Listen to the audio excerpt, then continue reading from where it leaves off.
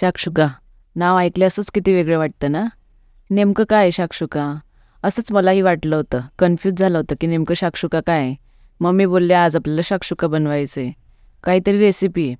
मग रेसिपी ही कोणती recipe? Mummy म्हटलं चल तुला दाखवते. शाक्षुका ही रेसिपी आहे, ती आपण बनवूया. तर चला बघूया ती रेसिपी काय आहे ते.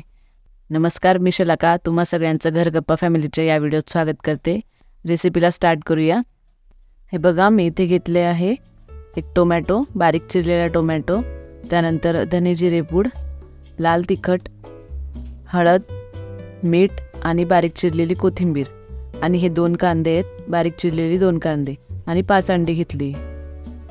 तर हे सर्व मी आधीच रेडी करून घेतलं, जेणेकरून आपलं रेसिपी ही पटापट होईल. सगळी तयारी आधी करून घेतली आहे. त्यासाठी हे बघा, कढई गरम करून त्यात मी 2 पळी तेल घेतलं. तेल छान गरम होऊ दिलं. त्यानंतर हा बारीक चिरलेला कांदा मी त्यात टाकला, तो छान फ्राय केला. हे बघा, लालसर असा होऊ दिला.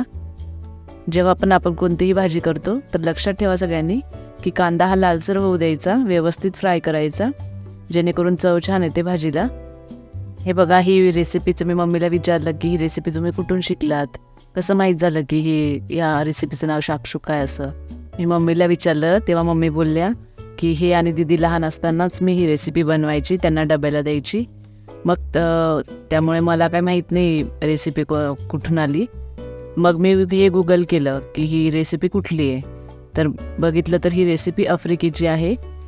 आफ्रिकेमध्ये या रेसिपीला शाक्षुका म्हणतात. हे बघा, कांदा मस्त हा लालसर झालेला आहे.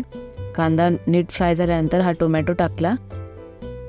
टोमॅटो टाकल्यानंतर थोडी हळद, लाल तिखट आणि हे धने जिरे पूड, हे सर्व एकत्रित करून घेतलं.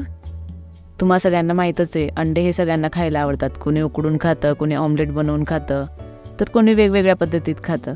तर ही शाक्षुका रेसिपी अंड्याचीच आहे. ही वेगळी रेसिपी आहे, तर तुम्ही ही नक्की करून बघा. हे बघा, सर्व एकजीव करून मी थोडं पळीने त्याला असं स्मॅश केल्यासारखं केलं. त्यानंतर थोडं मीठ टाकलं आणि एक अर्धी वाटी मी पाणी घेतलं. पाणी त्यात टाकलं जेणेकरून तो जो मसाला आहे व्यवस्थित शिजेल. आणि एक 5 नाही 2 ते 3 मिनटं मी फक्त त्याला शिजवलं. हे बघा, सर्व हा एकजीव मसाला झाला आहे. छान सुगंध सुटला आहे हा. हे बघा, हे करत असताना मी एक वाटीत असे हे अंडी फोडून घेतली, वेगवेगळी घेतली. हे एकाच वाटीमध्ये मी नाही घेतली अंडी फोडून घेतली. त्यानंतर हा मसाला होण्यात आला. मग मी त्याला असं हे साईडला मसाला करून एक अंड त्यात सोडलं.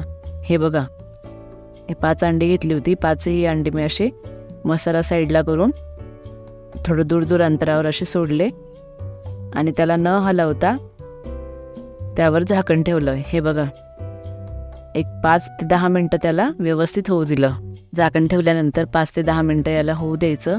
याच्याने काय होतं, खालून गॅस चालू असतो तर खालून ते ऑमलेटसारखं छान असं भाजलं जातं.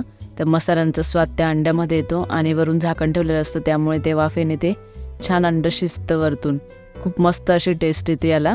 बघा, दोघांचं कॉम्बिनेशन एक होऊन ही रेसिपी खूप छान होते, टेस्टी होते. तुम्हा सगळ्यांना माहीतच आहे, अंडी ही खायला सगळ्यांनाच आवडतात. लहान मुलं किंवा मोठे सगळ्यांनाच अंडी खायला आवडतात.